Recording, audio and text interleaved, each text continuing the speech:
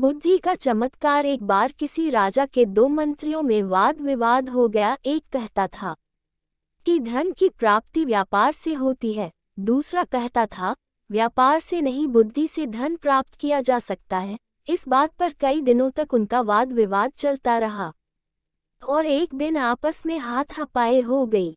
जाहिर है कि दोनों को दरबार में हाजिर होना पड़ा। राजा को जब उनकी झगड़े का कारण बताया गया तो राजा ने उस मंत्री को अपने पास बुलाया जो व्यापार से धन की प्राप्ति मानता था और बोले, जितना धन तुम्हें चाहिए वह खजाने से ले लो और इस बात को सिद्ध कर दिखाओ कि व्यापार से धन की प्राप्ति होती है। इसके बाद दूसरे की बारी आई। राजा ने पूछा, तुम्हें विश्वास है कि बुद्धि से धन प्राप्त किया जा सकता है? मंत्री ने उत्तर दिया, महाराज, बुद्धि के द्वारा संसार की हर वस्तु को प्राप्त किया जा सकता है, उसके लिए व्यापार ही जरूरी नहीं है। राजा बोला, ठीक है, और उसे कुछ न देकर बिना वेतन अपने अस्तबल में घोड़े की देखभाल का काम सौंप दिया। दोनों मंत्रियों को आदेश हुआ कि 6 महीने के अंदर अपनी बात प्रत्यक्ष कर दिखाएं, वरना दोनों को कड़ी सजा दी जाएगी। जिस मंत्री को खजाने से बहुत सा धन मिला था उसने सारे शहर दुकानें खोल दी और अधिक से अधिक पैसा बनाने के चक्कर में दिन रात परेशान रहने लगा, जबकि दूसरा अस्तबल में बैठकर सोचने लगा कि किस तरह पैसा बनाया जाए। तभी उसे एक तरकीब सूझी। उसने घोड़ों की लीद को सूंघना शुरू कर दिया। राजा के अस्तबल में 700 घोड़े थे और हर घोड़े पर एक सवार नियुक्त किया गया था। मंत्री को घोड़े की लीद सूंघते देख अस्तबल के कर्मचारियों में खलबली मच गई। वे मन ही मन डर गए, ना जाने मंत्री क्यों घोड़े की लीद सूंघ रहे हैं। एक दिन अस्तबल के मुखिया ने पूछा, महाराज, आप घोड़े की लीद क्यों सूंघते हैं? मंत्री गंभीर हो गया और बोला, इस बात का पता लगाना चाहता हूँ कि घोड़े कमजोर क्यों होते जा रहे हैं। अब मालूम हुआ कि तुम लोग कितने नमक हराम हो, घोड़ों के हिस्से का दाना खुद खा जाते हो और उन्हें केवल घास ही मिल पाती है। यह बात राजा को बतानी पड़ेगी। यह सुनकर मुखिया की जान संकट में पड़ गई। सोचा, मंत्री ने यह बात राजा को बता दी तो सबको नौकरी से निकाल दिया जाएगा, साथ ही कठोर दंड भी मिलेगा। उसने सभी सवारों से पैसे इकट्ठे किए और एक खासी रकम मंत्री के हाथ देते हुए प्रार्थना की कि वह इस बात की चर्चा महाराज से ना करे। कुछ ही दिन के अंदर मंत्री ने हजारों रुपए लाकर राजा के सामने रखा। मंत्री का यह कमाल देखकर राजा को आश्चर्य हुआ। राजा ने उसे अस्तबल से हटाकर समुद्र की लहरें गिनने में लगा दिया। अब मंत्री जी सुबह से शाम तक समुद्र के किनारे बैठने लगे, जैसे सचमुच लहरों को गिन रहे हो। एक दिन जहाजों के कप्तान ने मंत्री जी को समुद्र के किनारे बैठे देख लिया। वह मंत्री जी के पास आया और वहां बैठने का कारण पूछा।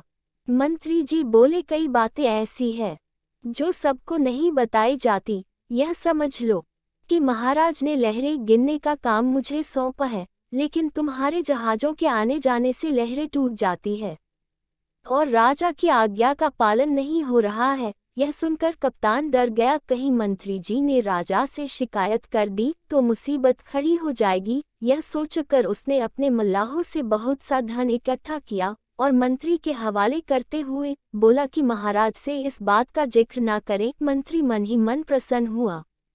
अगले दिन उसने बहुत सा धन लाकर राजा के सामने रखा तो राजा चकित रह गए और सोचने लगे, अब क्या किया जाए। उसे कहीं ऐसी जगह फिट करना चाहिए जहां थोड़ा भी आमदनी न हो। राजा ने उसे समुद्र तट से हटाकर रात में तारे गिरने का काम दे दिया। अब तो रोज ही मंत्री महोदय शाम के वक्त घर से निकल पड़ते और रात भर आसमान में आंखें गड़ाकर बस्ती में घूमने लगे।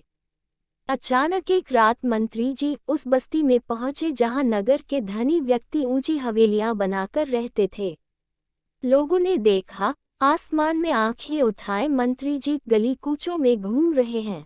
लोगों ने पूछा, महाराज, इस आधी रात में आप आसमान की तरफ क्यों ताक रहे हैं? मंत्री जी की आंखों में आंसू भर आए। वे बोले, आसमान में उठी हुई इन हवेलियों को देख रहा हूँ। इतना कहकर वे फूट फूट कर रोने लगे। लोगों ने कहा, इसमें रोने की क्या बात है? मंत्री जी ने उत्तर दिया, रोना इसलिए आ रहा है कि इतनी सुंदर हवेलियों को बहुत जल्दी गिरा दिया जाएगा। फिर लोगों ने पूछा, ऐसा किस लिए? पूछने पर मंत्री जी ने बताया कि महाराज ने मुझे तारे गिनने का काम दिया है और तुम्हारी इन ऊंची हवेलियों के कारण मुझे इस काम में असुविधा हो रही है, इसलिए इन्हें गिराना पड़ेगा, तभी राजा की आज्ञा का पालन किया जा सकता है। नहीं नहीं, ऐसा नहीं हो सकता। बस्ती के लोग मंत्री जी के आगे हाथ जोड़कर बोले, आप महाराज को समझाएं कि ऐसा नहीं होगा, बिना इन्हें गिराए भी तारों को गिना जा सकता है। हवेलियां गिरा दी गई तो हम लोग उजड़ जाएंगे। आप जितना पैसा चाहते हैं वो हमसे ले, लेकिन इन हवेलियों को बचा लीजिए। अच्छा, कोशिश करूंगा। इस बार मंत्री जी ने बहुत बड़ी रकम बस्ती के लोगों से निकाल ली और उसे लाकर राजा के सामने पटक दिया। मंत्री की इस विलक्षण बुद्धि पर राजा की आंखें खुल गई। उसे विश्वास हो गया कि मंत्री ने सच कहा है। बुद्धि के द्वारा संसार की हर वस्तु को प्राप्त किया जा सकता है। 6 महीने के अंदर मंत्री ने अपनी बात को प्रत्यक्ष कर दिखाया। इससे राजा बहुत प्रसन्न हुआ और उसे अपने दरबार का मुख्यमंत्री बना दिया। दोस्तों, इस कहानी को पढ़ने के लिए धन्यवाद। आपको ये कहानी कैसी लगी नीचे कमेंट करके हमें ज़रूर बताइएगा। अगर आपको ये कहानी पसंद आई हो तो अपने दोस्तों के साथ ज़रूर शेयर करें। प्लीज़ वीडियो पसंद आए तो लाइक और चैनल पर पहली बार आए तो सब्सक्राइब, कमेंट और अपने दोस्तों के साथ शेयर करना मत भूलना।